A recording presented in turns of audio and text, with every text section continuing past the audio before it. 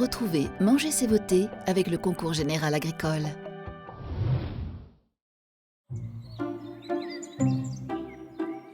Bonjour, il est même pas 6 h du matin à Arbois, capitale des vins du Jura. Et on va visiter ce beau département en compagnie de Sylvie Vermeillet, sénatrice de l'Union centriste et vice-présidente du Sénat. Elle m'a dit « Retrouvez-moi à Cernan, sur Mont-Rocher ». J'espère que ça vaut le coup en tout cas parce que fait frisquet et puis elle nous a fait le veto.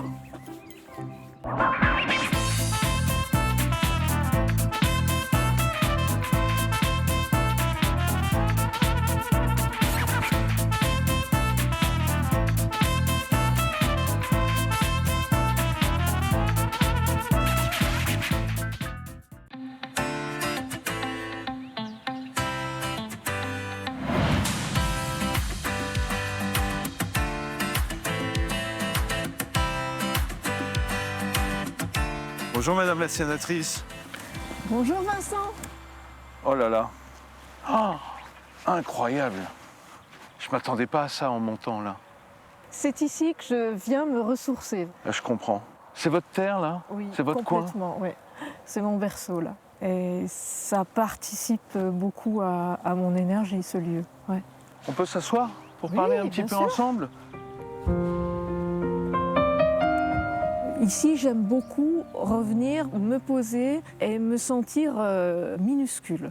Ce paysage est là depuis des millénaires, des millions d'années, et nous ne sommes vraiment que de passage. Vous êtes natif d'ici, vous avez fait des études plus dans les chiffres que dans les lettres, hein, puisque vous êtes comptable de formation. Oui, j'ai commencé en réalité par faire des études de pharmacie, mais ensuite j'ai fait des études d'expertise comptable. Je suis rentrée dans l'équipe municipale en 1995 et Ici à Cernan? Ici à Cernan, dans mon village, et mon maire est décédé brutalement en 1999. Et je ne me prédestinais absolument pas à être maire, pour une bonne raison, c'est que j'étais enceinte de jumeaux. Ah. Je devais devenir maman, et pas mère et ma IRE. Et sauf que l'ensemble du conseil municipal a voté pour moi en expliquant que j'avais eu un grand-père maire pendant 43 ans à Cernan. Et donc je serais la même et qu'il fallait que ce soit moi. Ça a été une période un peu compliquée au départ. Mère et mère. Voilà, mère et mère. Et je vais continuer, je vais rentrer au conseil régional et ensuite je vais devenir présidente de l'association des maires du Jura pendant 10 ans. Et c'était ça pour moi, le plus beau de mes mandats, c'est celui-là. Et vous portez leur voix, leurs aspirations. Oui. Et quand je les accueille à Paris, c'est merveilleux aussi. Voilà. C'est important pour vous cet ancrage justement territorial très fort? C'est fondamental. Et se rappeler chaque fois ce qu'on est allé faire à Paris. Alors bien sûr qu'on travaille dans l'intérêt général et dans l'intérêt de la nation, mais on est quand même là pour défendre nos territoires quand on est à Paris. Et donc il se trouve quand même au Sénat que l'esprit rural est quand même entendu. Et ça fait du bien. Ça fait du bien. J'ai l'impression, quand vous parlez des maires du Jura, vous en parlez avec tendresse, avec une grande tendresse. Ouais, de l'émotion même. Ouais. En allant au Sénat, je voulais aussi revenir vers eux. Prolonger ça? Oui, c'est ça. Alors aujourd'hui, vous nous accueillez avec Manger c'est voter dans votre beau Jura, que j'adore. Donc on va quitter les 2 forts dans le paysage et on va au 3e fort, celui des Rousses? Oui, avec un autre homme fort, Jean-Charles Arnaud. Et avec un peu de chance, vu que c'est l'heure, on aura peut-être une petite pointe de comté qui nous attendra. Avec plaisir. Nous démarrons cette belle journée en allant rencontrer Stéphane au milieu de ses vaches devant la fromagerie des Moussières, la plus haute du Jura. Puis ensuite direction Poligny, capitale du comté, où nous rendons visite en cuisine et en salle aux jeunes élèves du lycée hôtelier Hyacinthe Friand. De là, nous irons croquer les succulentes pommes de Nicolas dans son verger des Cellières, avant de terminer la journée au pied de Château-Chalon, dans les vignes d'Hélène. Puis, on retrouvera dans la cave du domaine Christian Guillaume l'encyclopédie des vins jaunes, avant de terminer la journée par un casse-croûte de rêve. Mais d'abord, direction le Fort des Rousses, la cathédrale du comté, à la rencontre du grand Jean-Charles Arnaud. Allez, on plonge sous terre.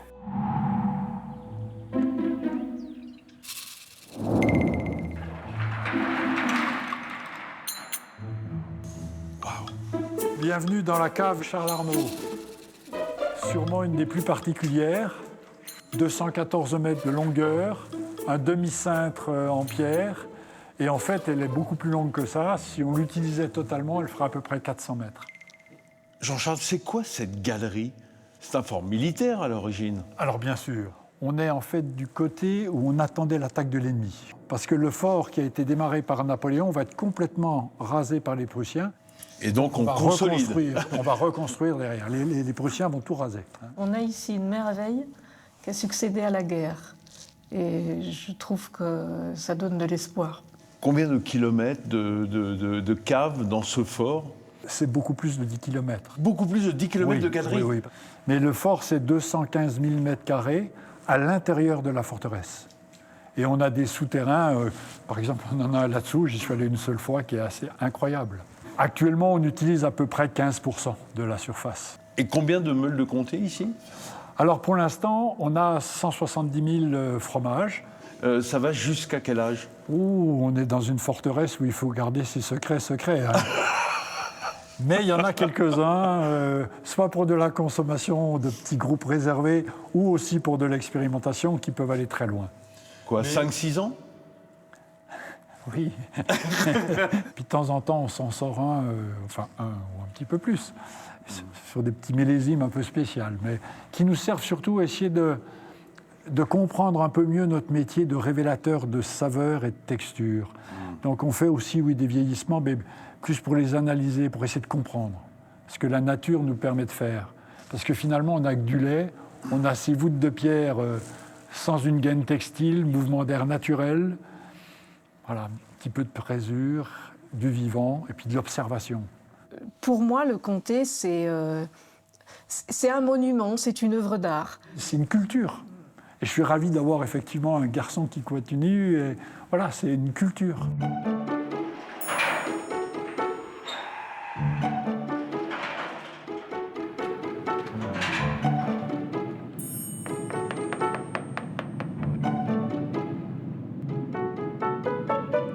Vous voyez ce fromage qui est...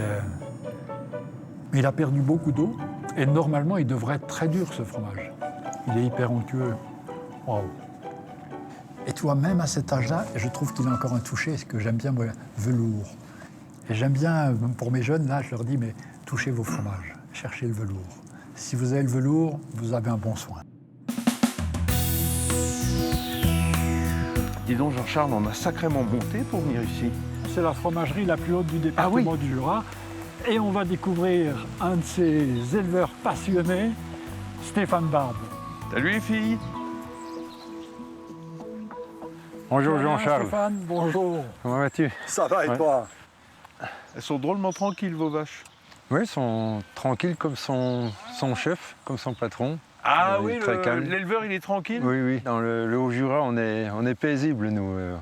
Pour faire du bon lait, des bons fromages, il faut que tout le monde soit heureux. Voilà. Ah oui. Jean-Charles, quand on vit ici, on est un petit peu isolé. On est isolé. Et fixer une agriculture, c'est pas simple. Et puis la vie sociale, nous aussi, n'est pas simple. Y vivre et y faire venir des jeunes, y fixer des jeunes, c'est pas facile. C'est un enjeu majeur. Vous n'avez jamais bougé d'ici?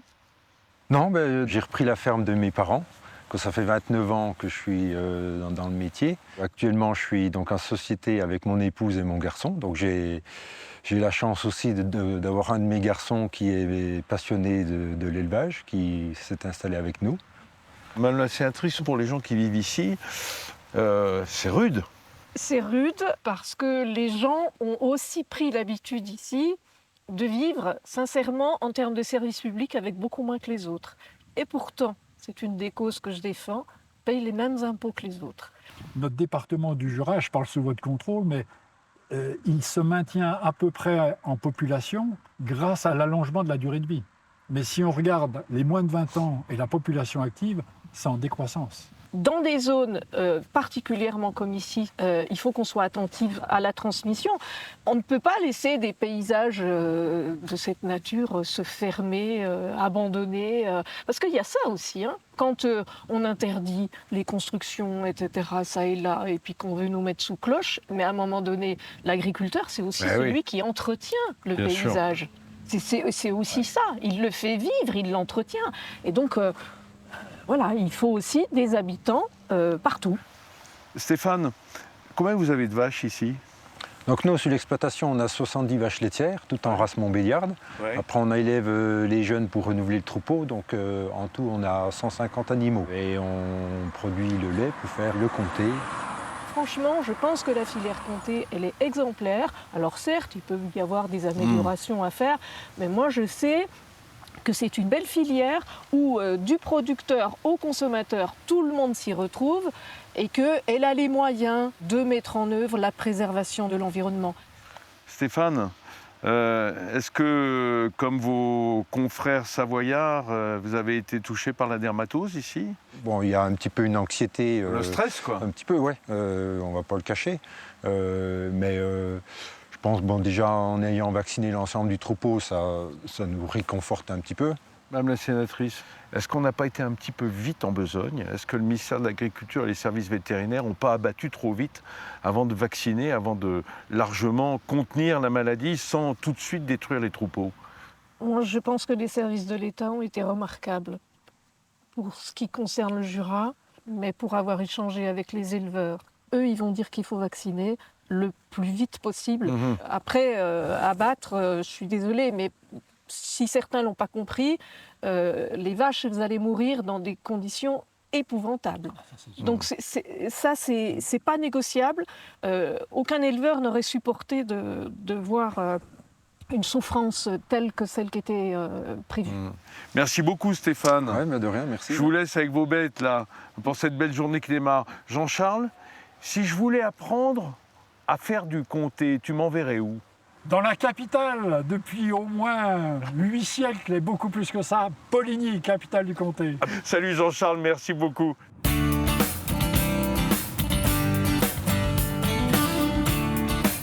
Madame la sénatrice, vous m'emmenez où là? Je vous emmène, Vincent, rencontrer Nathalie Pelligan, la proviseure du lycée hôtelier. C'est le lycée Hyacinthe-Friant. Bonjour. Bonjour madame le proviseur.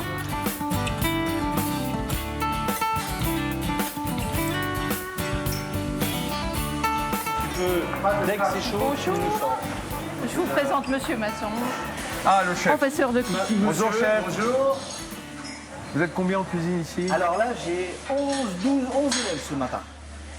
Ils sont en première année, donc en l'équivalent d'une classe de première bac techno, Ouais. où ils font de la cuisine au même titre que du restaurant et de l'hébergement. Mais on a une chance exceptionnelle ici à Poligny, c'est d'avoir des élèves quand même issus d'un milieu assez rural, je dirais, et encore confrontés à ce genre de réalité en termes de produits, en termes de filières. Mais c'est vrai qu'ils ont encore beaucoup à apprendre, ce qui est normal, ils sont tout jeunes. On a des passionnés. Et c'est très intéressant de discuter avec ces élèves-là. Dans ce lycée, ce que j'apprécie aussi, c'est que ce sont des jeunes courageux. Au-delà des apprentissages de savoir-faire qui sont exceptionnels, c'est aussi une école de la vie magnifique. On a des élèves qui sont super. C'est génial, c'est un plaisir. C'est la fin de ma carrière, mais c'est le début de la leur. C'est eux qui vont me manquer le plus et c'est le début de la leur. Et en parlant de carrière, on a quand même pas mal de meilleurs ouvriers de France. À la dernière édition, on a 2 meilleurs ouvriers de France quand même qui sortent d'ici. L'enseignement que vous apportez, il est sous l'égide de l'Éducation nationale. Donc ça veut dire que c'est un enseignement gratuit? Ah oui. Oui. Alors après, oui. Il y a pas, la formation n'est pas payante. Alors après, sur la gratuité, il faut qu'on s'entende par rapport à l'équipement ou Bien par sûr, rapport bien sûr. à... Non, mais je veux dire, en tout cas, l'enseignement lui-même. Voilà, mais Et l'enseignement, on oui. n'oublie pas les financements du Conseil régional. C'est vraiment très important que le Conseil régional reste aux côtés des lycées de métiers. Ces lycées de métiers permettent aussi d'apprendre, de transmettre, et c'est vraiment fondamental. Ma grande fierté, c'est quand je me retrouve au Sénat, sur les belles tables du Sénat, et de retrouver des élèves du lycée hôtelier, et je suis vraiment fière. On a actuellement à la caissure du Sénat un élève du lycée Friant. Ah oui. Oui, je suis Que vous très avez emmené fière. dans vos bagages? Ah, mais je suis très fière.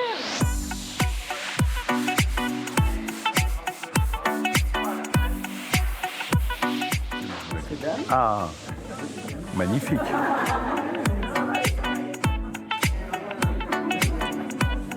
Ben moi, je la trouve fameuse, cette tarte.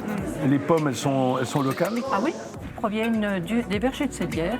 C'est une exploitation agricole qui se situe à 10-12 km de Poligny. Vous voulez pas m'y emmener? Seulement si j'ai le droit de terminer ma tarte. Oh, mais bien sûr. Oh là là, je ne vais pas vous priver de votre tarte.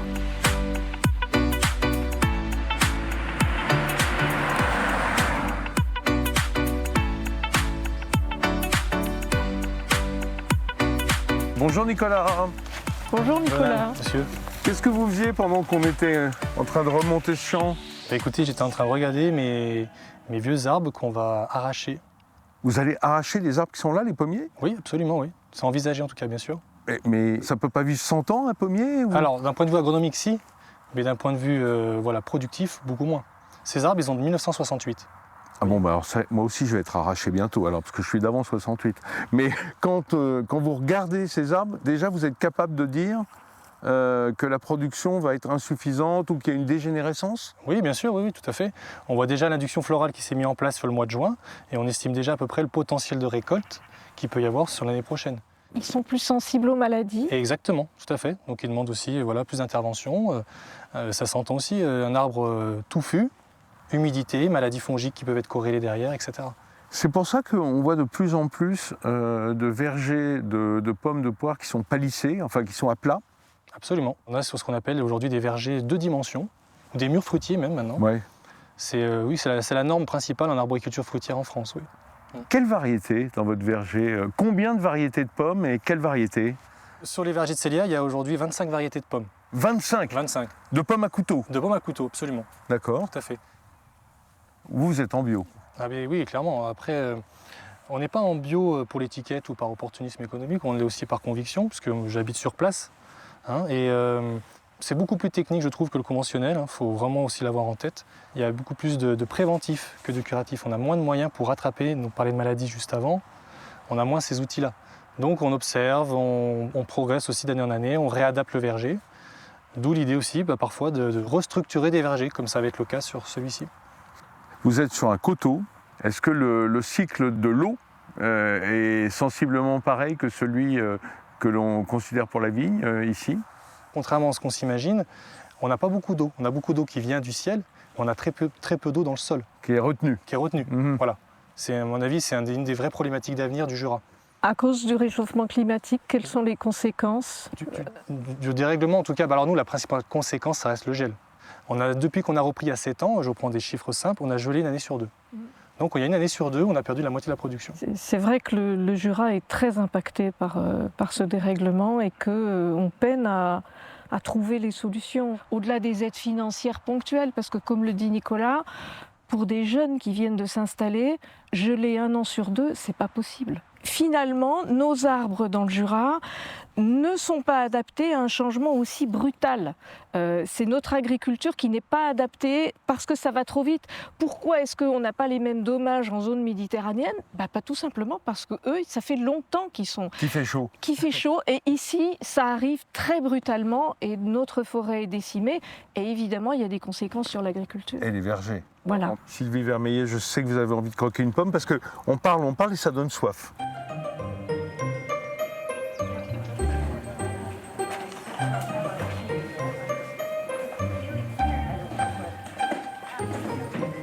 Donc belle-fille de Salins. Belle-fille de Salins? Exactement. Une pomme typique du Jura, voilà. Ah ouais, elle est vraiment locale. Absolument. Alors celle-ci, oui, elle n'existe pas trop ailleurs.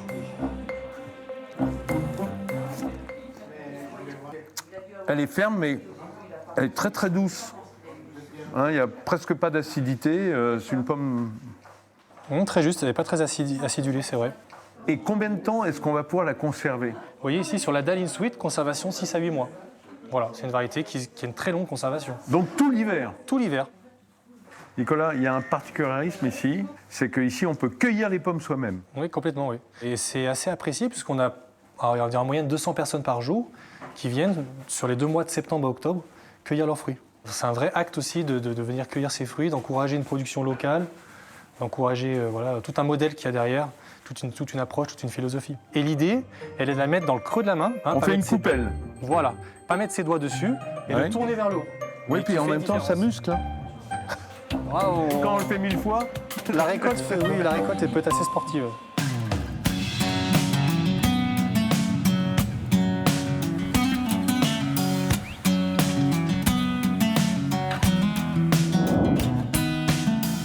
Sylvie, on descend du splendide village de Château-Chalon et c'est le plus grand cru des vins jaunes. Ah, c'est le cru emblématique du vin jaune, oui. Alors j'imagine qu'on va rendre visite à un vigneron. Une vigneronne. Ah, très bien. Bonjour Hélène. Bonjour. Bonjour bienvenue à Hélène, Château-Chalon. Vincent. On est sur du savagnin là. Oui, c'est ça, savagnin, oui. Cépage du vin jaune de Château-Chalon. Qu'est-ce qu'il a de particulier ce cépage savagnin? C'est un cépage, on va dire, assez rustique, Ouais. génétiquement apparemment assez proche de la vigne sauvage. Et ce qu'il a de particulier, eh bien, c'est son acidité, en fait, sa vivacité, qui va lui permettre en fait, de tenir l'élevage très long qu'on pratique sur le vin jaune. Hélène, combien de générations chez Berthet-Bondé? Eh ben, je suis seulement la deuxième génération, figurez-vous. Voilà, Ouais. c'est une histoire assez récente que mon père a démarrée en 85. 85. Et vous êtes en bio parce que je vois Oui. qu'il y a pas mal d'herbes. Tout à En général, fait. c'est le signe. Hein. Bah, c'est une conviction personnelle, à la fois par rapport à l'environnement, la question écologique dans son ensemble, et puis c'est une question humaine aussi par rapport au respect des salariés qui travaillent dans les vignes et puis des produits avec lesquels ils peuvent être en contact. Hélène, on comprend que les parcelles sont petites, elles sont très convoitées. Vous avez combien d'hectares chez Berthet-Bondé? Alors le domaine actuellement c'est 14 hectares. Et vous comptez vous agrandir, vous, au cours de votre vie de vigneronne? Non, c'est pas du tout dans mes objectifs. C'est vrai qu'aujourd'hui, le côté foncier de Château-Chalon est un peu saturé, on va dire. Hein. On ne peut pas trouver une parcelle comme ça du jour au lendemain. C'est vrai que ce que mon père a fait dans les années 80, monter entièrement un domaine, c'est plus du tout possible aujourd'hui. Ouais, c'était un autre contexte. Oui, et la prédation étrangère est quand même inquiétante. Il faut absolument que les reprises familiales continuent de se faire et que ça continue d'être possible en fait, de reprendre des domaines sur Château-Chalon. Moi, j'aimerais bien continuer cette discussion, mais autour d'un verre de Château-Chalon. Hein, Avec si ça vous plaisir. ennuie pas? Pas du tout. Bah, on y va alors. Allez.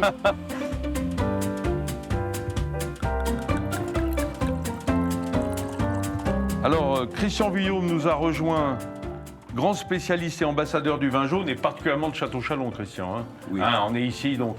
Oui. Et là, qu'est-ce qu'on va goûter? On va goûter un Château-Chalon, millésime 2017. Oui, parce qu'on le rappelle, il faut plus de 6 ans, 6 ans et 3 mois, C'est ça. passés en fût, Oui, hein, en fût de chêne, avant d'être un vin jaune. tout à fait. Ici, le jaune a des saveurs. C'est une couleur qui a des saveurs. Et quand en plus, on prend le temps d'aller chercher tout ce qu'il nous envoie comme arôme, on a compris que le jaune était complexe. On est dans l'or ici. Mais quand on nous sert ce type de vin, un peu de patience. Madame la sénatrice, alors, c'est le goût du pays, ça? Ah oui, ça c'est du Jura. Ça c'est le cœur du Jura. Allez, Eh, le jaune, il a un arôme, mais il a aussi un son.